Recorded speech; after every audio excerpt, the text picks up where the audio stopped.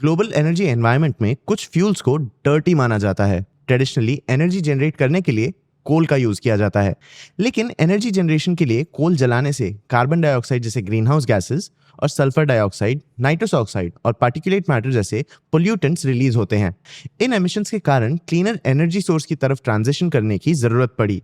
Renewable energy एक cleaner और greener source है, लेकिन रिन्यूएबल एनर्जी में कुछ चैलेंजेस भी हैं। पहला, इनका डेवलपमेंट अभी भी काफी अर्ली स्टेजेस में है, तो इनसे पावर जनरेट करना मुश्किल है। दूसरा चैलेंज है इन एनर्जी सोर्सेज पे वेदर का इम्पैक्ट। क्लाउडी वेदर से सोलर और काम वेदर से विंड एनर्जी के जनरेशन पे नेगेटिव इम्पैक्ट पड़ सकता है।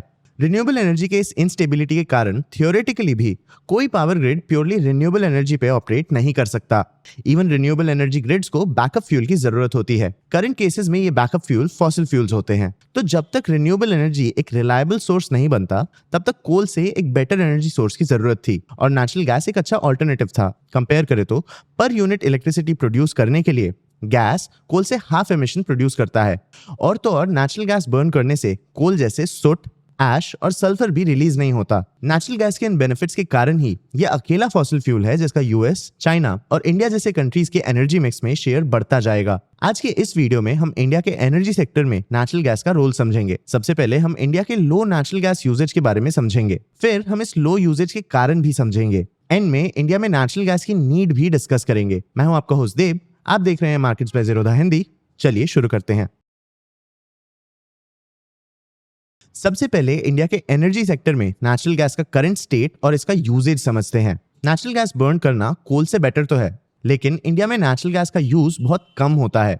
इंडिया के इलेक्ट्रिसिटी मिक्स में नेचुरल गैस का बस 5% कंट्रीब्यूशन होता है।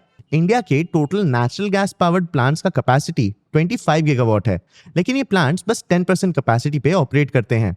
वहीं इंडिया के कोल प्लांट्स 80 to 90% कैपेसिटी पे ऑपरेट करते हैं और इंडिया के इलेक्ट्रिसिटी मिक्स में 55% कंट्रीब्यूट करते हैं।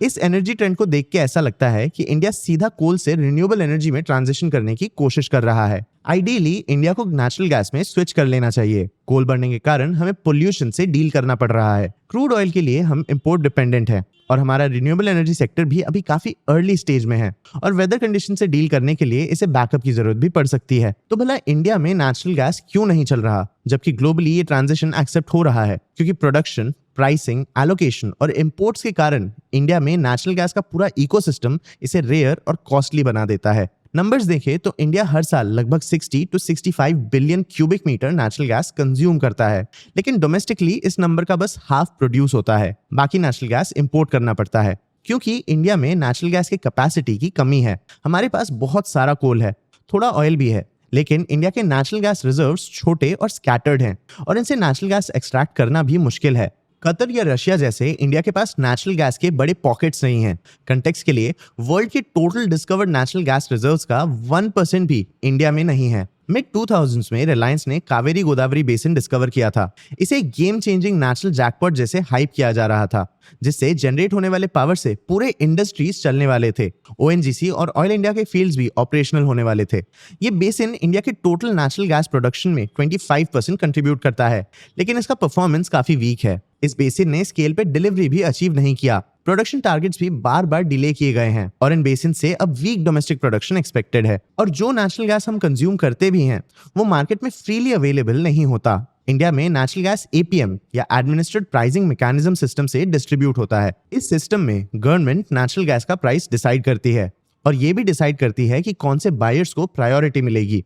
इस प्रायोरिटी सिस्टम के कारण इंडियन एनर्जी सेक्टर के लिए नेचुरल गैस एक वायबल ऑप्शन ही नहीं होता, क्योंकि एपीएम के अंडर फर्टिलाइजर फैक्ट्रीज को हाईएस्ट प्रायोरिटी मिलता है। जैसे यूरिया प्राइसेस कम रह सकते हैं, जैसे फूड प्राइसेस का कॉस्ट भी कम रखा जा सकता है। उसके बाद सिटी गैस डिस्ट्रीब्यूशन आता है, जिसमें व्हीकल्स के लिए सीएनजी और हाउसहोल्ड्स के लिए गैस इंक्लूड होता है। इसके बाद remaining natural gas power sector use कर सकता है। अगर इंडिया अपना नेचुरल गैस प्रोडक्शन कैपेसिटी रातों रात डबल भी कर लेता है, तब पहले दो सेक्टर के प्रायोरिटीज के कारण गैस फायर्ड पावर प्लांट्स को बहुत कम नेचुरल गैस मिलेगा। ऐसे में इंडिया के पास दो ऑप्शंस हैं, या तो गैस फायर्ड प्लांट्स को अंडर यूटिलाइज किया जाए, नहीं तो नेचुरल गैस इंपोर्ट किया जाए। लेकिन इंपोर्ट करने से नेचुरल गैस का कॉस्ट बहुत बढ़ जाता है, लेकिन कॉस्टली तो क्रूड ऑयल भी है, फिर भी हम इसे इंपोर्ट करते हैं। तो अगर डोमेस्टिक सप्लाई लिमिटेड है, तो हमारे लिए नेचुरल गैस इंपोर्ट करना ईजियर होना चाहिए। लेकिन जिस तरीके से नेचुरल गैस इंपोर्ट किया जाता है, वो भी एक इंपॉर्टेंट चॉइस है। ग्लोबली दो तरीकों से नेचुरल गैस इंपोर्ट किया जाता है। पाइपलाइंस और एलएनजी शिप्स से।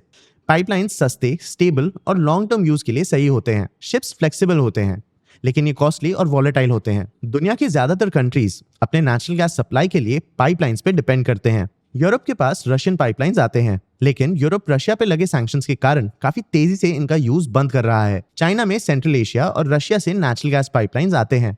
आसान शब्दों में समझे तो पाइपलाइंस नेचुरल गैस के हाईवेज होते हैं।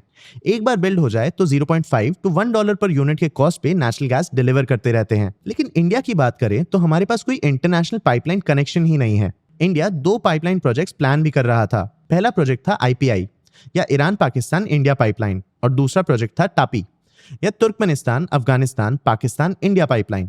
लेकिन जियोपॉलिटिकल टेंशंस के कारण ये दोनों प्रोजेक्ट्स कभी एग्जीक्यूट ही नहीं हुए। इसलिए इंडिया को LNG शिपमेंट्स पे डिपेंड करना पड़ता है। लेकिन ये मेथड्स पाइपलाइन से बहुत कम कॉस्ट एफिशिएंट है। LNG शिपमेंट्स के लिए पहले नेचुरल गैस को सुपर कूल किया जाता है ताकि ये एक लिक्विड बन जाए। फिर इस लिक्विफाइड नेचुरल गैस को एक्सपेंसिव क्रायोजेनिक शिप्स के थ्रू ट्रांसपोर्ट किया जाता है। फिर ये liquefied natural gas Gujarat, Kerala, Maharashtra जैसे टर्मिनल्स में पहुंचने के बाद इस लिक्विड को वापस गैस में कन्वर्ट किया जाता है। फिर ये गैस हमारे डोमेस्टिक पाइपलाइंस के थ्रू पूरे देश में सप्लाई किया जाता है। इस पूरे प्रोसेस से लगभग $2 to $4 पर यूनिट से कॉस्ट बढ़ जाता है। LNG शिपमेंट्स में एक और प्रॉब्लम है। शिपमेंट से सप्लाई किया जाने वाला नेचुरल गैस LNG के ग्लोबल स्पॉट प्राइस से लिंक्ड होता है। ग्लोबल LNG स्पॉट प्राइसेस बहुत वॉलेटाइल होते हैं। जैसे जब 2022 में रशिया ने अपने सप्लाईज बंद कर दिए थे तो यूरोप में एक पावर क्राइसिस आ गया था। ग्लोबल LNG प्राइसेस रिकॉर्ड हाइस तक बढ़ गए थे और इंडिया के गैस पावर प्लांट्स ये तो सीधे बंद हो गए थे। हाई नेचुरल गैस कॉस्ट के कारण इंडियन गैस प्लांट्स का कॉस्ट इफेक्टिवनेस कम हो गया। ये कोल और क्रूड ऑयल के साथ कंपीट ही नहीं कर सकते थे। तो हम क्रूड ऑयल या इवन कोल तक इंपोर्ट कर सकते हैं, लेकिन नेचुरल गैस इंपोर्ट करना इंडिया के लिए काफी एक्सपेंसिव होता है। इंडिया को दूसरे नेचुरल गैस यूज करने वाली कंट्रीज जैसे पाइपलाइन से चीप नेचुरल गैस नहीं मिल पाता। हमारे लिए नेचुरल गैस कॉस्टली और अनस्टेबल होता है, इसलिए हमारे गैस प्लांट्स लो कैपेसिटी पे ऑपरेट करते हैं, नहीं तो आइडल तक रहते हैं। और जो गैस हम इंपोर्ट करते भी हैं वो इन्हें बहुत अनप्रॉफिटेबल प्राइसेस पे मिलते हैं। तो जब नेचुरल गैस को हम कोल या क्रूड ऑयल से कंपेयर करते हैं तो प्रॉब्लम बहुत साफ साफ दिखाई देता है। नेचुरल गैस का डोमेस्टिक सप्लाई वीक है और इंपोर्टेड नेचुरल गैस बहुत कॉस्टली है।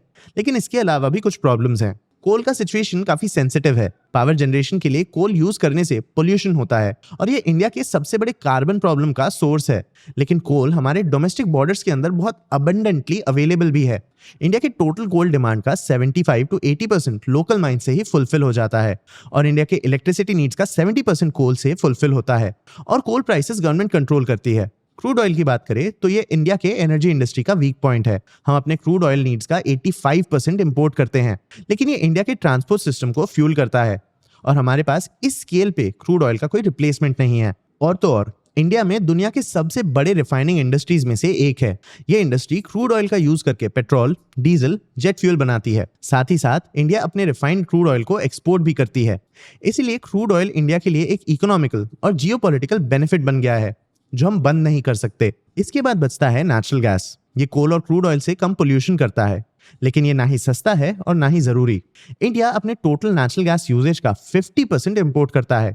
ये हमारे क्रूड ऑयल इंपोर्ट के 85% से बहुत कम है, लेकिन हमें ऐसा करने की जरूरत ही नहीं है। फर्टिलाइजर प्लांट्स को और सब्सिडीज के थ्रू और पावर प्लांट्स को कोल बर्निंग से ऑपरेट किया जा सकता है। और कोल की तरह नेचुरल गैस का इंडिया में स्ट्रॉन्ग डोमेस्टिक सप्लाई चेन भी नहीं है, तो ये एक easy to ignore fuel source बन जाता है। जब गैस प्राइसेस कम होते हैं तो इसकी डिमांड बहुत तेजी से बढ़ जाती है और प्राइसेस बढ़ने पे डिमांड बहुत ज्यादा गिर जाती है। तो अब सवाल ये है कि हमें नेचुरल गैस की जरूरत भी है? अगर सिर्फ एनवायरमेंटल एंगल से सोचा जाए तो इस सवाल का जवाब हाँ हो सकता है। नेचुरल गैस हमारे करंट फ्यूल सोर्सेज से बहुत कम पोल्यूशन करता है और क्योंकि हमारा बैटरी इंडस्ट्री अभी भी ग्रो और डेवलप कर रहा है, हमारे एनर्जी सेक्टर को एक बैकअप सोर्स की जरूरत भी होगी। नेचुरल गैस इस बैकअप सोर्स का काम कर सकता है। तो शायद गैस पावर प्लांट्स को पूरी तरह बंद करना सही नहीं होगा, लेकिन इस पॉइंट के अगेंस्ट एक आर्ग्यूमेंट ये है कि नेचुरल गैस बहुत ज्यादा एक्सपेंसिव है। जब तक रिन्यूएबल एनर्जी स्टेबल नहीं हो जाता उस लिमिटेड टाइम तक कोल यूज करना इकोनॉमिकली फीजिबल है। अगर बैटरी टेक और पावर स्टोरेज पे फोकस करके इसे जल्दी चीप बना लिया जाता है तो इंडिया गैस में स्विच करना पूरी तरह से स्किप कर सकता है। आपको क्या लगता है, कौन सा आर्ग्यूमेंट सही है? क्या इंडिया को अपना नेचुरल गैस इंडस्ट्री ग्रो करना चाहिए या ये एक बैकअप जैसे ही रखा जाना चाहिए? अपने व्यूज हमें कमेंट सेक्शन में जरूर बताना। आगे आप कौन से टॉपिक्स पे वीडियोस देखना चाहते हो ये भी हमें कमेंट सेक्शन में जरूर बताना। अगर ये वीडियो आपको इन्फॉर्मेटिव लगा तो इसे लाइक और शेयर जरूर करना। ऐसी और वीडियोस के लिए चैनल को सब्सक्राइब भी कर लेना। आज के लिए इतना ही, मिलते हैं अगले वीडियो में।